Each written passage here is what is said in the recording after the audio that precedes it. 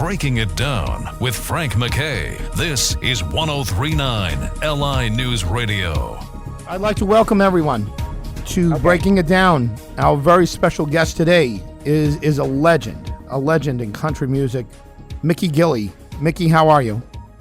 Well, I'm doing quite well. I feel very blessed. You know, the country music fans give me 17 number one songs, and it's an honor and a pleasure to be on the program. 17 number one songs. I mean, where does that rank you? I mean, is that one of them was a duet, and the guy that I worked with for 17 years, who passed away, he used to tell me that he said, "You know what?" He says, "You've only had actually 16 and a half." And I said, "How do you figure that?" I had 17. He said, "Well, one of them's a duet. You only sang half the song." Hey, so it's a good type of thing. It's meant a lot to me to have the success I've had in the country music field. It's not as many as my friend Conway Twitty that I traveled with through the 70s, and not as many as George Strait's had. But it's respectable because I'm up with some of the other groups that have had that many, and I feel very honored that the country music fans have recognized me through the fact that, we did the film The Urban Cowboy down in Texas, and it changed the music scene a little bit, So I'm excited about that. And I got a chance to do a lot of different things after I did the film with John Travolta, The Urban Cowboy. I even went to Hollywood and got to do some acting roles. And, it's just been a great ride. You had 6 number ones in a row, if I remember. Sometime in the 80s. It was either 5 or 6 number ones in a row. And I don't remember exactly. I had Stand By Me. I had You Don't Know Me. That's all that matters to me. Headache Tomorrow, Heartache Tonight, True Love Ways, Put Your Dreams Away. Let me see. I had another one in there, too. Fool for Your Love. I mentioned that one, I think. Yeah. Anyway, I had several that I did with Jim Ed Norman, and I always give him credit for the fact that he turned my career around, because up until that time, a lot of people, would look at me and say, you're a copy of your cousin, Jerry Lee Lewis, because I played piano and sang. Well, we grew up together in Fairydale, Louisiana, so I felt like that I wasn't really trying to copy him. I was trying to emulate the fact that, I love what he did in music, and I sort of played the piano style close to him. And when I tried to do one of his recordings, I would do it as close to him as I possibly could on the piano and sing it. So that's where I got it was more or less like a tribute show to Jerry Lee Lewis at one time, so I started having hits. What was the age difference between you and Jerry Lee? The age difference is only 6 months. Oh, no kidding! Wow. I'm the youngest, Frank. I'm the youngest at 78, and Jerry Lee is only 6 months older than I am. And then, of course, my other famous cousin, Reverend Jimmy Swaggart, he's just a year older than I am. Jimmy went to Baton Rouge to become, evangelistic minister.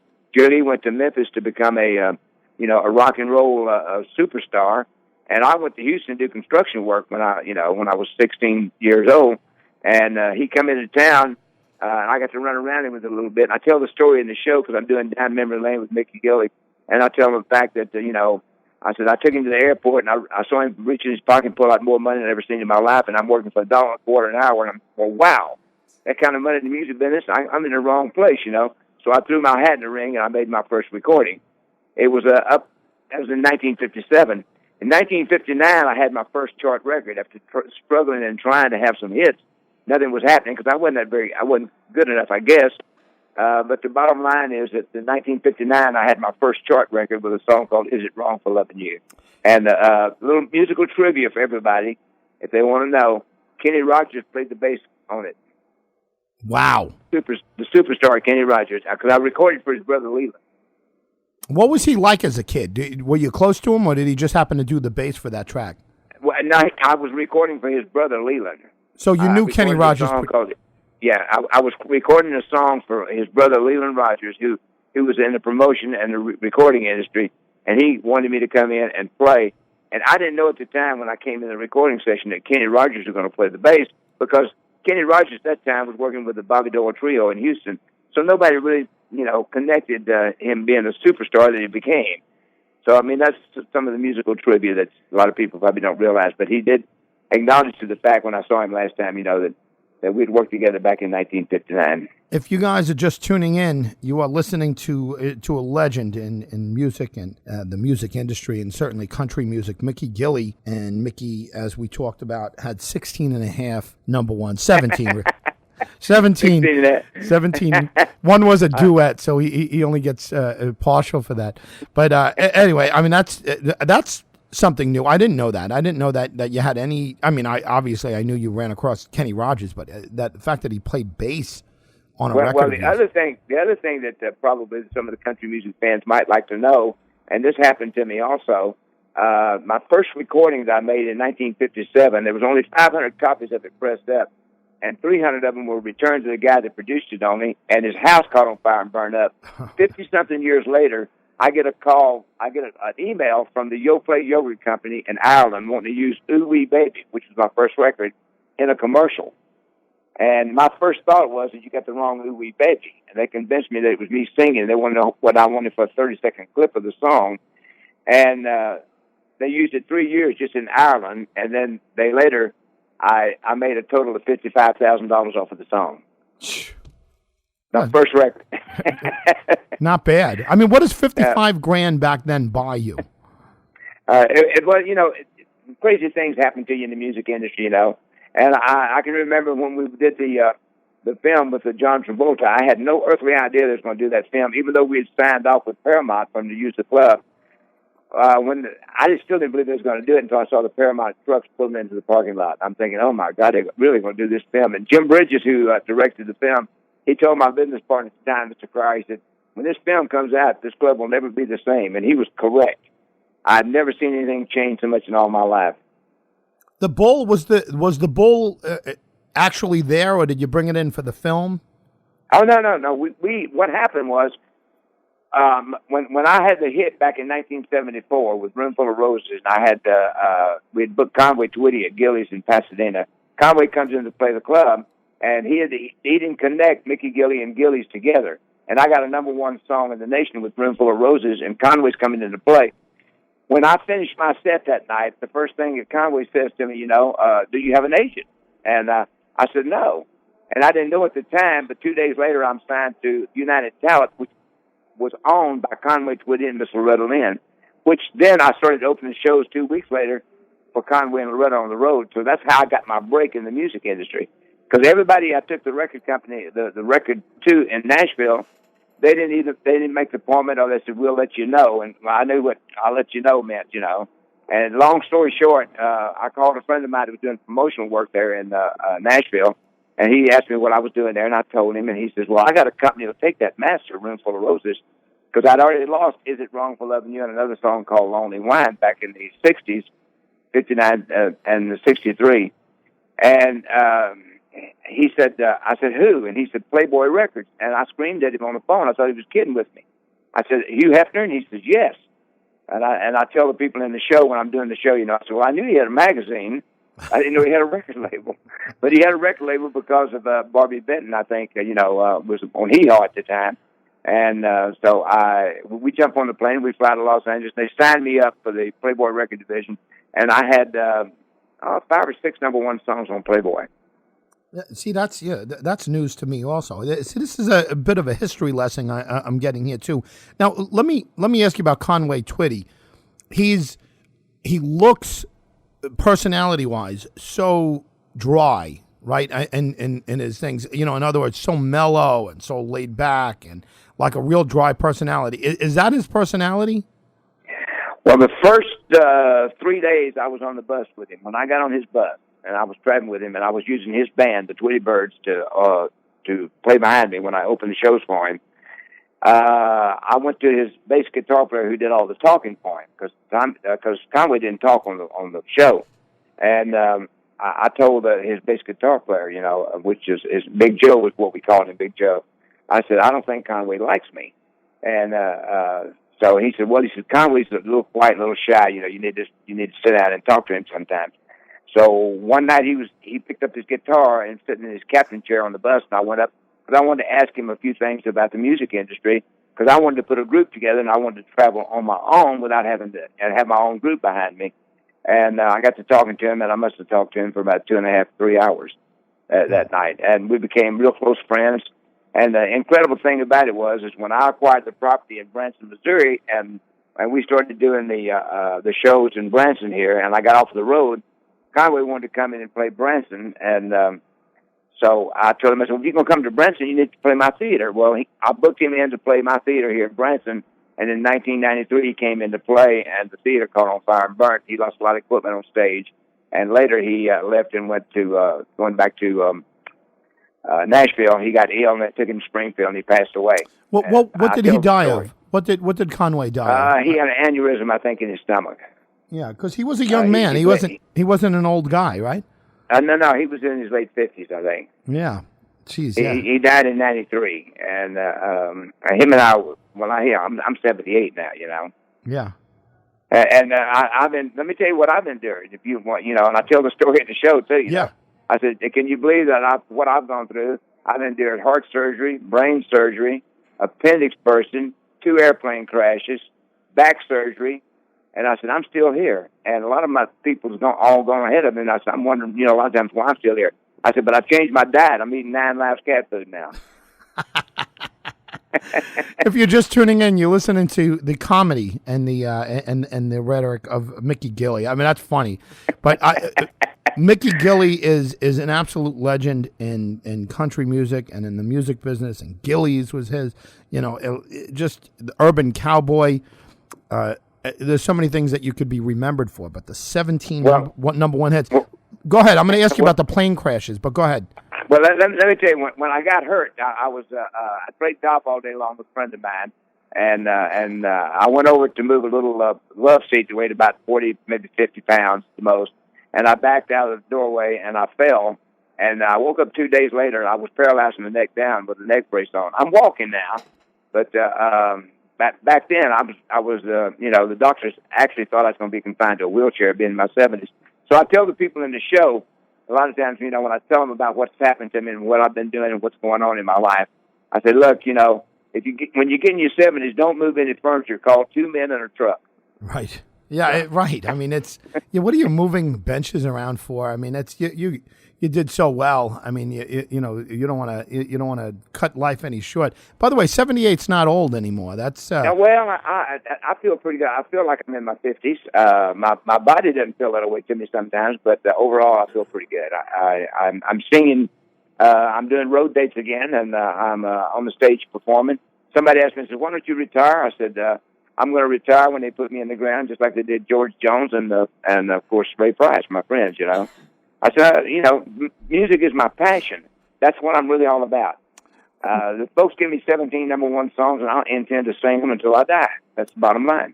Well, let's talk about those 2 plane crashes. How do you survive 2 plane crashes? Well, at the time that I was flying my airplane back and forth from here to Houston, I actually live in Pasadena, Texas, outside of Houston. I was flying back and forth just about every week. I had a Baron.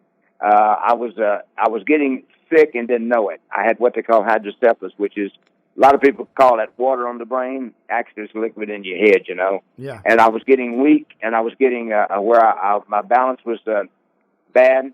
And people were starting writing into the theater and asking if I was drinking on stage. Well, finally, when I went to a neurologist and they looked at the CAT scans and the MRIs that I was having made, one of them told me, said, Mr. Gilley, the only way you're going to ever correct this is with a shunt.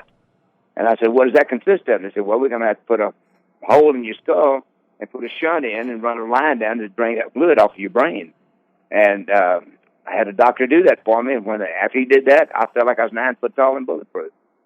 But the reason why I crashed the airplane is because I wasn't thinking properly. My mind was slowly getting dissolved up there, and I didn't realize it. So it was one of those things that happened. What did you crash into, Mickey? What did you crash into? Well, I ran off the runway down into some rocks. Okay. I came in a little bit too fast in my Baron, and since that time, I lost my medical, so I sold the airplane. I can't fly anymore. But I've got about 8,000 hours of flying time. I got an instrument rating, a commercial rating, and I was a pretty good pilot. They probably did me a favor because I was flying in some weather that I probably shouldn't have been, you know. Are you a risk taker in general? No, not really. But flying an airplane was a challenge, and I just felt like that, you know, if I would make approaches into the airports and things that, you know, maybe I can't say that it shouldn't be done, but I got to where that I was pretty good at doing what I did. And when the GPS came out, I had a 530, had all the approaches in it. You could get down a little bit lower than what you normally could do on a VOR or approach, and I would make some of the GPS approaches that I taught myself how to do, and and it worked.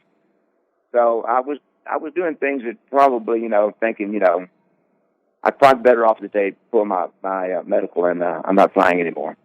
Yeah, you got a lot of time left. Yeah, I mean, never mind. I hope so. Yeah, because singing, I told my son the other day. He asked me about different things. I said, "Son, let me tell you what." I said, "I'm involved now in doing the Gilley clubs and everything. We got a Gilley's club in Vegas. We got one in Durant, Oklahoma. We got one in Pensacola, Oklahoma. We got one in Dallas. We're fixing to open up one on the 12th this month at John Esquagas Nugget in Sparks, Nevada, right outside of Reno. So there'll be 5 clubs I got Gilley's on. And I'm working with a group of people in Pasadena to do another Gilley's down there to put the granddaddy of them all back into business. And then I was on the History Channel the other day with American Pickers, and I sold them a beer sign, and I got the idea of doing the Gilley beer again. So we got the Gilley beer back online. And not only that, since I get it online, I got 2 of the major food companies there in Texas is displaying it in their store. And I'm very excited about that. Gilley beer once again. Mickey Gilley has 17 number one records to his credit. He's got all types of hits. Everywhere you look, he has hits. He has clubs. The movie Urban Cowboy changed the music scene in Nashville, certainly at that time, and he was a big part of that, and Gilley's was a big part of that. And you are listening to him here, and I'll tell you, it's like a history lesson, Mickey, and I'm thrilled to be speaking with you, and I'm sure a lot of people are thrilled to be listening to you. And maybe you should start eating 9 lives because you definitely have it. Well, it is really an honor to be on the show, and the thing is, a lot of people ask me about my career, and I tell them, actually, as old as I am now, I'm stopping long enough to smell the trees a little bit better, and see what's going on around me. And I'm actually having a better time now than I did when I was having all the hits back in the 80s.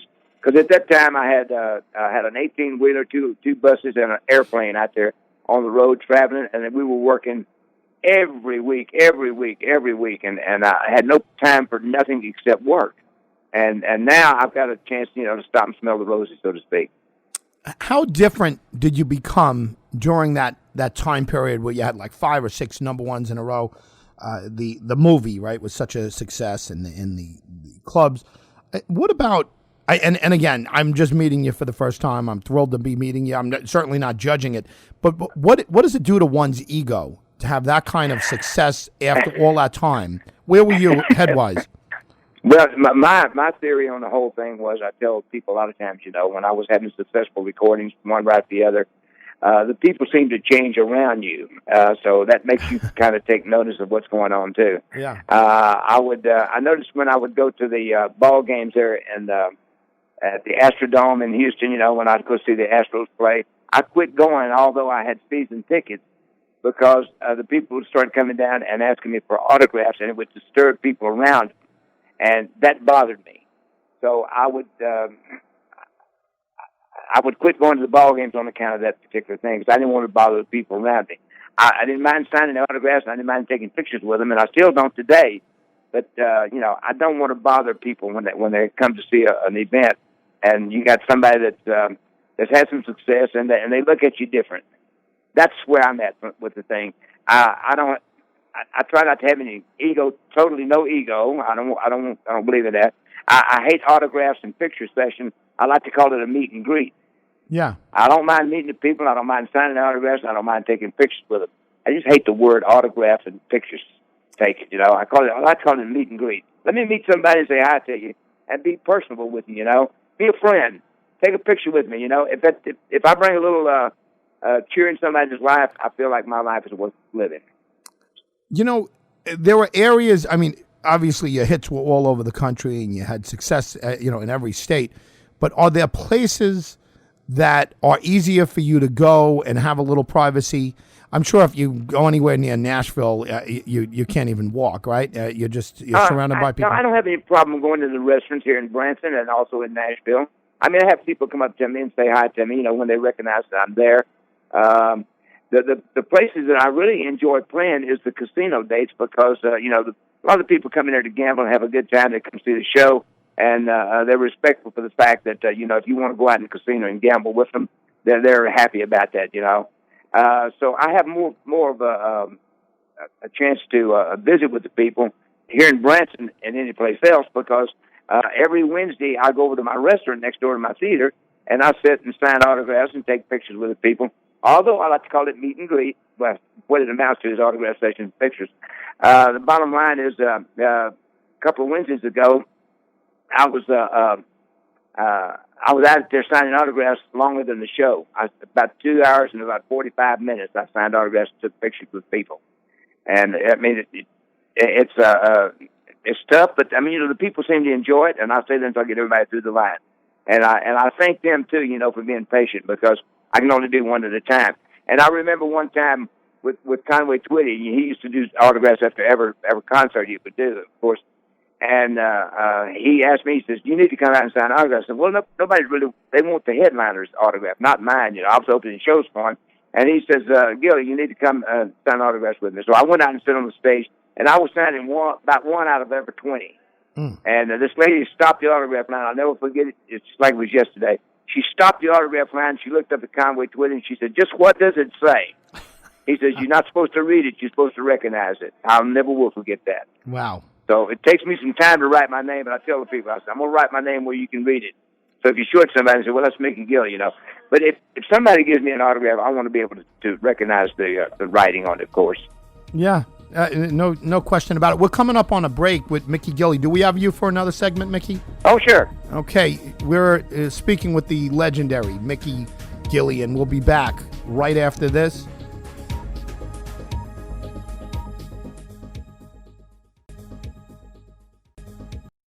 Breaking it down with Frank MacKay. This is 103.9 LI News Radio. Welcome back. We are speaking with legendary country star Mickey Gilley, club owner, legendary club owner and theater owner, and a little bit of everything. Mickey, you've done it all. Is there anything you haven't done that you'd like to do? Well, I can't think of, like I said earlier in the interview, it's been a great ride, I thank John Travolta every night when I go to bed. I said, "Thank you, John, for keeping my career alive," because it's opened so many doors for me. After I did the film, The Urban Cowboy, all the showrooms in Vegas opened up, Reno, Tahoe, Atlantic City. I got to play for two presidents, President Ronald Reagan, President George Bush Sr. I got to visit the White House. I got a star on the Hollywood Walk of Fame. I mean, just everything started happening. I even got invited to come to Hollywood, and I got to do Murder, She Wrote, and I got to do The Fall Guy, I got to do Dukes of Hazzard, I got to do Fantasy Island. And I tell the people in the show when I'm doing it, when I got video and I show a few of the little clips, I said, "Look, don't ask me what my fantasy was if you didn't see it. I'm not going to tell you."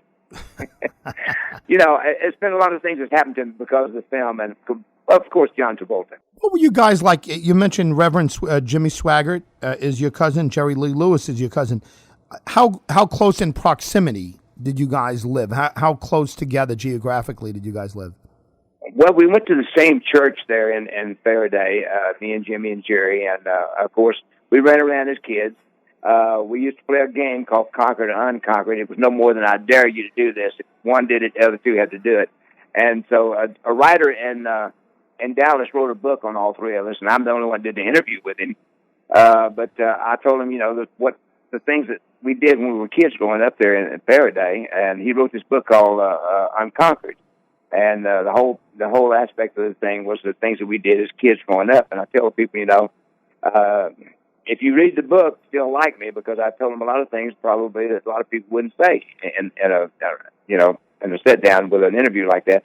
But because he asked me, he said, "I know you hadn't lived the pristine life that I'm hearing, but so I want to know all the dirt too, So I just told him everything. So I tell the people when they read the book, I said, "Still like me if you read the book?" And they say, "Oh yeah, we will. I said, "Have you read it?" I said, "No, I lived it."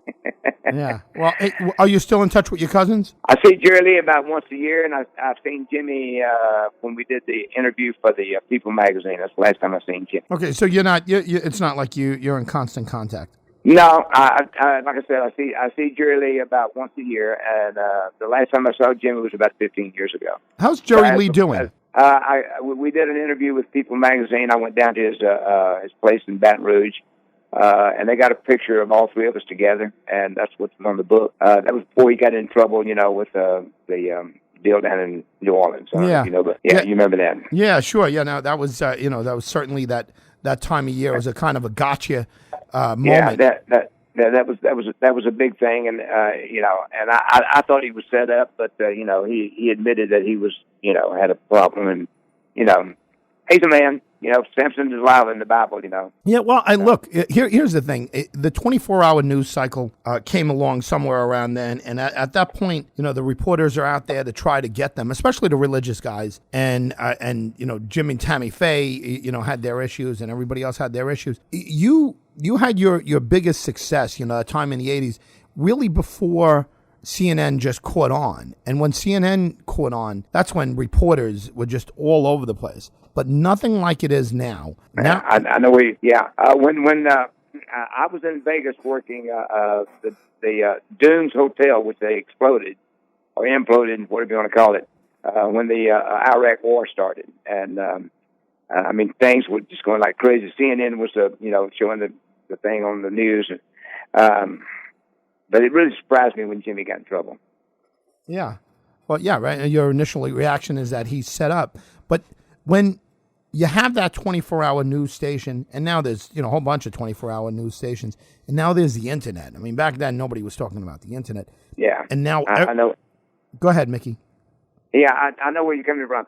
Now you can turn on the news and see everything in the world because everybody's shooting for some celebrity that's got in some sort of trouble. So I don't pay that much attention to it anymore. I know Jimmy's a good guy, and I know he meant well. But I mean, they rode that horse to death too. Yeah, no doubt about it. And if you're just tuning into us now, Mickey Gilley, a famed country star and songwriter and performer and club owner, TV star, Mickey Gilley is our special guest today. But let's we'll get away from Jimmy Swaggart for a second. But in general, what's happened with the internet and the social media? Do you think it's a positive thing, or do you think it's a negative thing? Would you like to be starting out in the business and having this kind of attention? I think the internet's been very positive for me. I got me a little Twitter account, Mickey Gilley 1, and I tweet all the time. I'm on Facebook. I got a guy that put me on Facebook, and I do the Facebook thing. Every week I try to keep people abreast of what's going on in Branson, what I'm doing, where I'm going, and that type of thing. And I've got over 100,000 people follow me on Facebook, and I tell the people, when I talk to them in my concerts, I said, look, y'all need to tune into my Facebook page and like me. So I'm trying to catch up with my friends Tony Orlando and Bill McCoy. So it's one of those things I use to keep people interested in watching what it's called Mickey Gilley's personal update page. So you can go to Facebook and punch in. And I post every now and then a song or something that that the people hadn't heard me do. So it's been a positive for me. Yeah, well, I don't know how it is to other people, but I like what's going on with the social media. Yeah, and I was talking a little differently, but while we're on this subject, the social media obviously is so important now for celebrities and for people that are either on their way up or have had their careers going and they're just maintaining their following and keeping connected with the folks that want to follow them. But the other thing is that every kid now or every individual has a phone, has a digital phone that they could take a picture. They see it. Never mind paparazzi. You don't even have to worry. Paparazzi have to be out of business at this point, right? Because everybody's a paparazzi. A 12-year-old kid right. can get a picture of you, and that might. And you can take the picture and you can send it to all of your friends. Yeah, I mean immediately. I use it all the time. I send pictures all the time to my agent, to my friends. Somebody will send me something funny, and I'll post it and send it on to them. And for me to be as old as I am and learn how to do that was something I never thought I would be, interested in doing. But it's fun. Yeah. Well, I don't use it to degrade anything, but I enjoy, sending a picture here and there of different things that I find on them. I think it's great that you adjusted to it because it's such a big thing. I talk to folks all the time that are in their 70s, 80s, and whenever I mention social media, they're like, Don't even bring that up. It's crazy, and they react to it like that because again, at 78 years old, a lot of people, they want to start something new. But I mean, yeah. Well, I'm enjoying it. And if I want to learn something about the phone that I don't know, I call my grandson in. He's 12 years old. And say, hey, show Paul how to use this.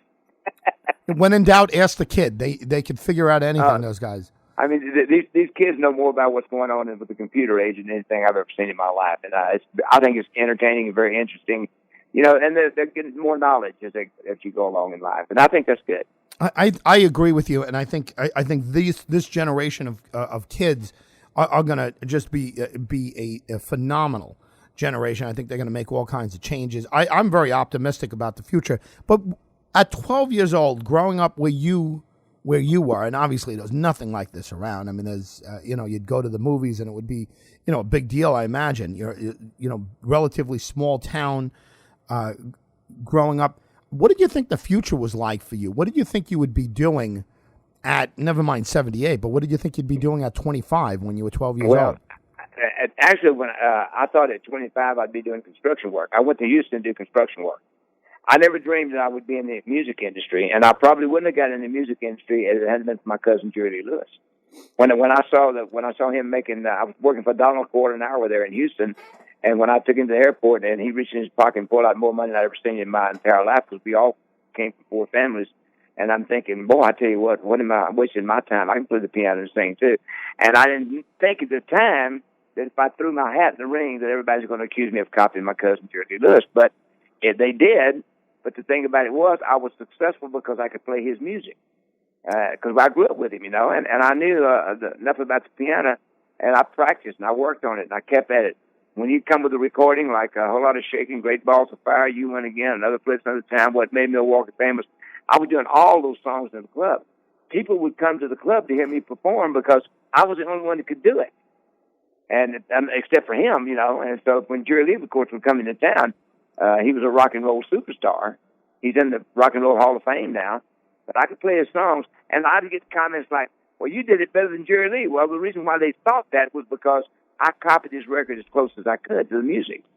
And I learned from that to the fact is that now when I go out and do my best work on these clubs and the places that I perform, I try to duplicate the recording as close as I can. And that's what I think is the reason it kept me successful in Branson, Missouri so long. I'm the last guy standing because everybody else is gone. I've tried to present the music as close to my recordings as I possibly can and show them a good time when they come to the shows. We're speaking to Mickey Gilley, if you guys are just joining us now.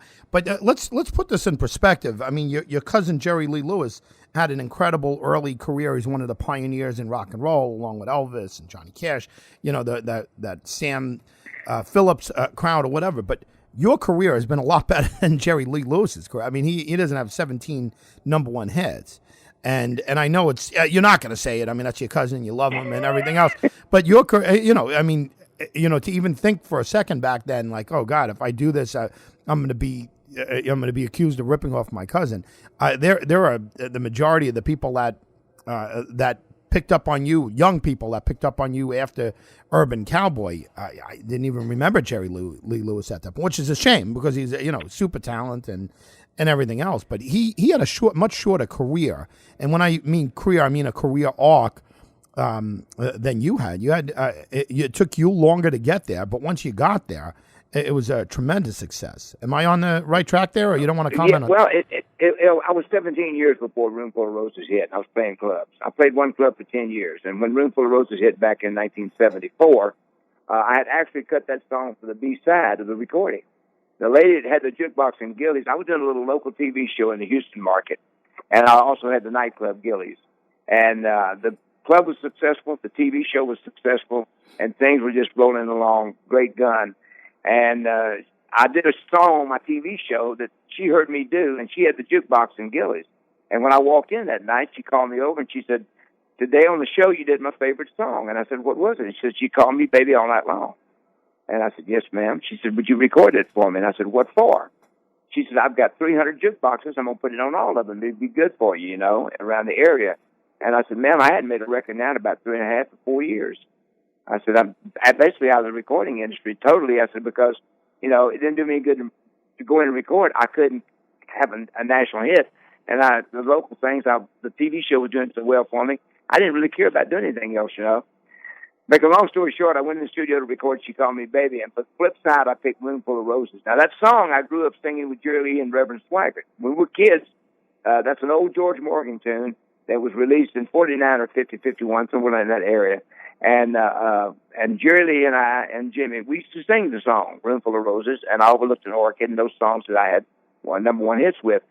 But I didn't think it was a hit because, you know, Gilley had overlooked it. He recorded everything else we had ever done. You know, he used to do a lot of Hank Williams, you know, Cold, Cold Heart, I Can Never Be Ashamed of You, and those type of tunes.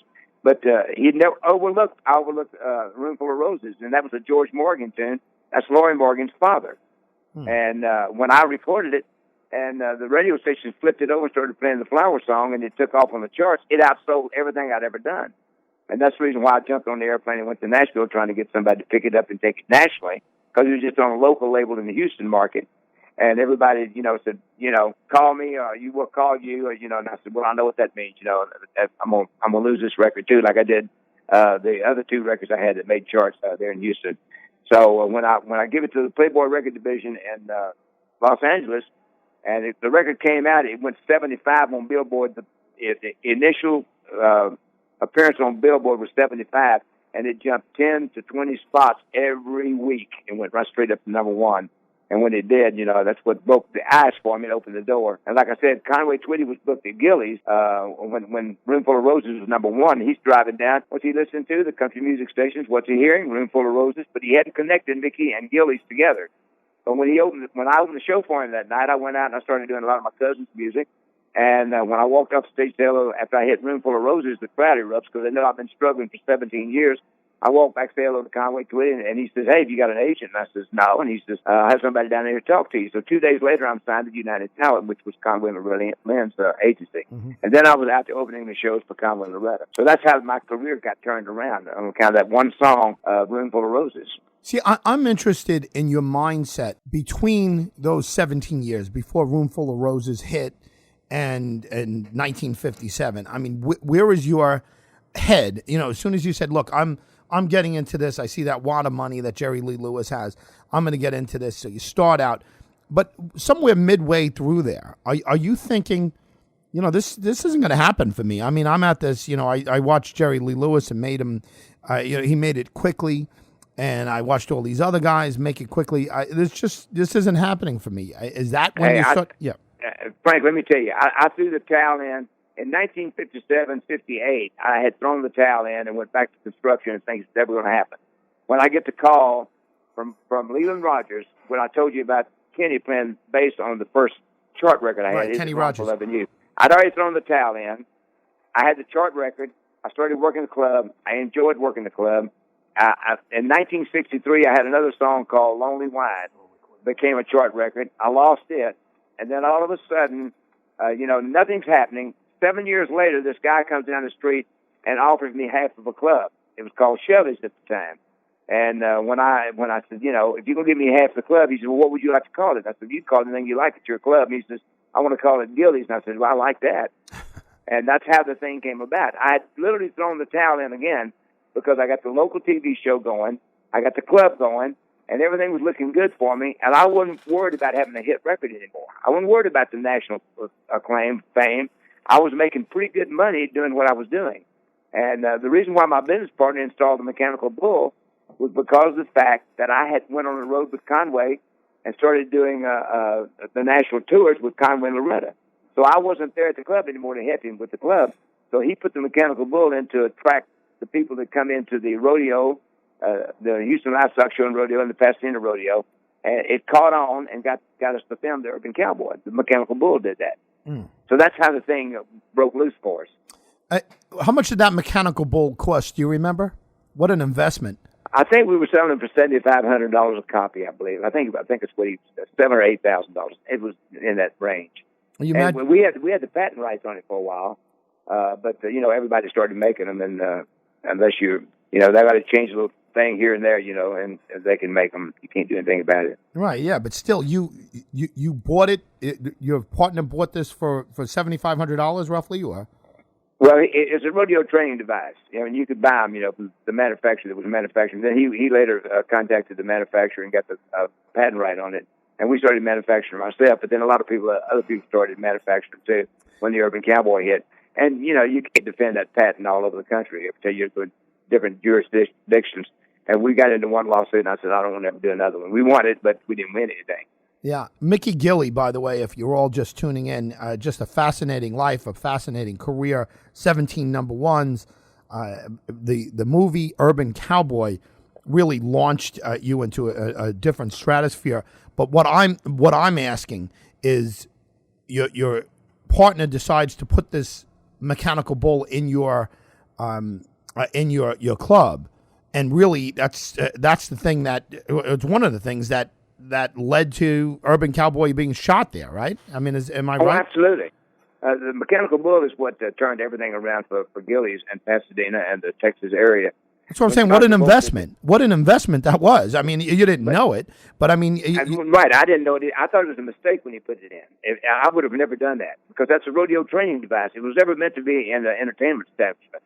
And I tell the people that, it was a blessing. Because when he put that mechanical bull in, and that guy came down and wrote the article for Esquire magazine, Aaron Latham's one that wrote the article, I didn't really care that much about the article because I thought he was making fun of country music because every other word was boy meets girl, twang, twang, boy falls in love with girl, twang, twang. And, it went on and on and on with the twang, twangs, and I didn't like it. I'm going out to do, I think it's Merv Griffin and Mike Douglas out there in Hollywood. And he told me, he says, don't say anything bad about the article because John Travolta may do a film of the Urban Cowboy. And I said, wow, Urban Cowboy, John Travolta, Saturday Night Fever, Country Night Fever. And that's why I put two and two together. I said, if he does it, it's going to give us some credibility. And sure enough, they wrote the story, and they did it. And it became, it was a major thing for us. I don't know how well it did for John, but it was a major thing for Mickey Gilley. I don't mind telling you. Yeah, well, no question about it, but it's just fascinating just how one move in a career could lead to a cascade of things happening or a domino effect. Well, I think the thing that turned my career around really was a guy by the name of Jim Ed Norman. When he recorded Stand By Me for the soundtrack of the film The Urban Cowboy, my record company let him produce my future projects there in Nashville. He started picking songs like You Don't Know Me, That's All That Matters to Me, Headache Tomorrow, Heartache Tonight, Fool for Your Love, Put Your Dreams Away, Talk to Me. I was doing all these songs, and I was having one successful hit right after the other. He took me away from the Gilley style of piano and gave me more of an identity. Because, he'd bring the musicians in and he said, hey, don't worry about playing the piano. You can learn the part. Well, that's what I had to do. I had to learn how to do some of the tunes that I wasn't, that on previous records I played piano on, and I didn't want to do some of these songs that he would bring to me. But he'd bring musicians in. He said, you can learn the parts, Sure enough, I did, and it changed my career. Mickey Gilley, we've got about 30 seconds left with you. Thrilled to have you here. A fascinating career and fascinating guy. What can you tell us in the last 30 seconds about where people could follow you, your website, your Twitter? Just give it again if you can. They can follow me on Facebook. That's Mickey Gilley's personal update page on Facebook. If they want to follow me, Gilleys.com, they can just put up Gilleys.com and follow me on the World Wide Web, but mostly on Facebook.